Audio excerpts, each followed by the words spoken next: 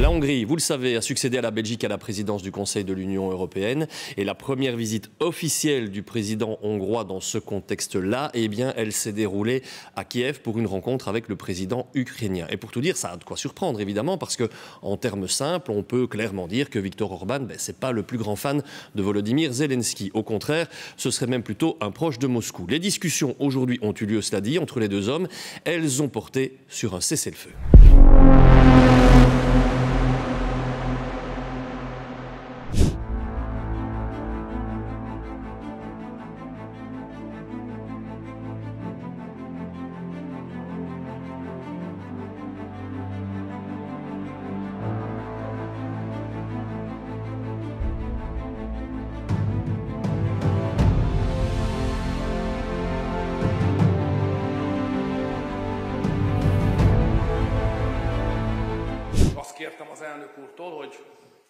J'ai demandé au président de considérer rapidement la possibilité d'un cessez-le-feu qui serait limité dans le temps et permettrait d'accélérer les négociations de paix.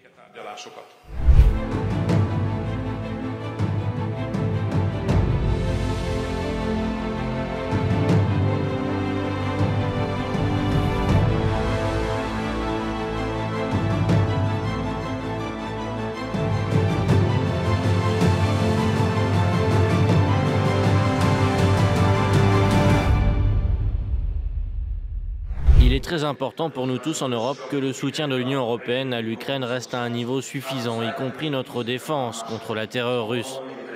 Il est important que la coopération entre tous les voisins en Europe devienne encore plus significative et mutuellement bénéfique.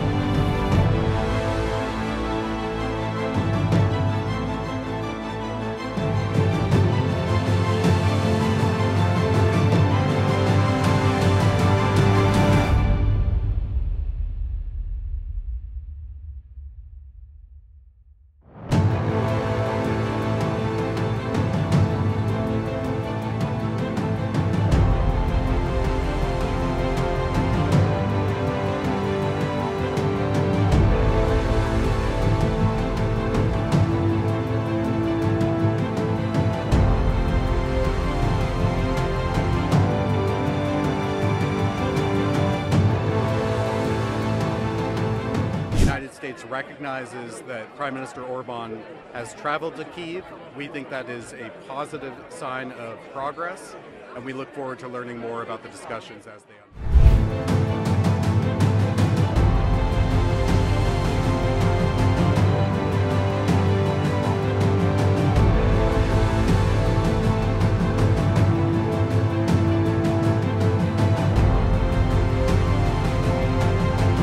I wish you good health, dear Ukrainians. Today is an eventful day. The visit of the Prime Minister of Hungary, Viktor Orban, to Ukraine for the first time in many years and the entire period of war. And what's more, it comes right after the beginning of Hungary's EU presidency. This is a clear signal of how important it is for all of us in Europe to stay united and take joint steps. We have talked a lot about the path to peace, specifically to a just peace, a lasting and honest one. I thanked him for participating in the Peace Summit and for supporting the communiqué. I described what we have already accomplished in our work with partners between the summits in preparations for the second Peace Summit. We have some good achievements and more will follow. I have invited Hungary and Prime Minister Orban to join the respective efforts. We also have good bilateral results. In general, we see that this is a completely different relationship between Ukraine and Hungary, concrete, and we take into account mutual interests. We agreed on various details, economic and political, to be addressed by our teams. And a very important thing is that we will outline our our relations, our achievements in a new document. An agreement that will define good neighborly relations for Ukraine and Hungary. We cannot simply trust Putin. Essentially, we cannot trust him anymore because for us, he is a killer, an aggressor. It is important that Hungary acknowledges that Russia is an aggressor. It is important that it recognizes the territorial integrity and sovereignty of Ukraine. Therefore, regarding all areas, I clearly explain that we had hundreds of meetings since the Minsk agreements many years ago. The parties negotiated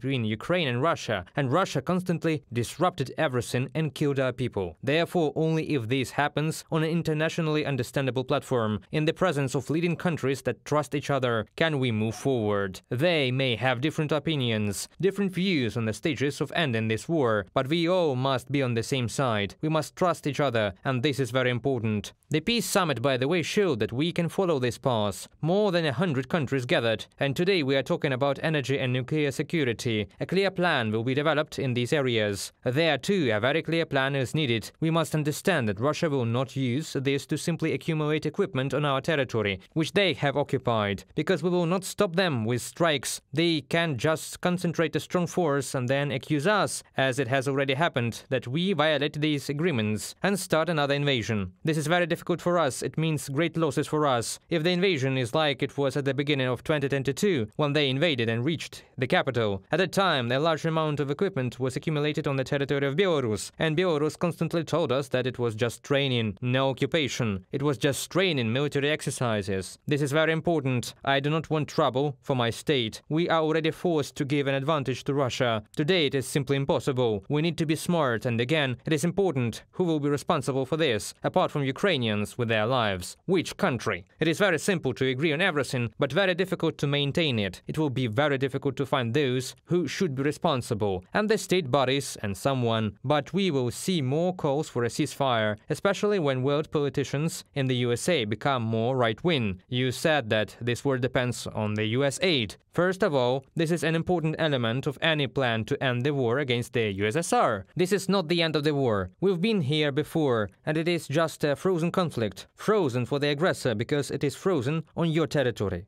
And your people are in occupation. There is certainly an advantage for one side. I would like to end with this, and therefore it is very easy to propose something. The question here is to find answers to what will follow. Many talk about it, and it is normal for people to talk about it. But then follows my question. For example, what is the second step? What is the third step? Which steps will Putin disrupt? What will he do next? In a month, he will withdraw the troops or not? Who guarantees that he will withdraw the troops from the occupied territories? There will be further silence. No one has an answer yet. I am not blaming anyone, I just want to explain that we are responsible and we understand this. The debates, and in particular, who will be the president of the United States of America. And this is a fact because the United States of America today is probably the most powerful player in the world.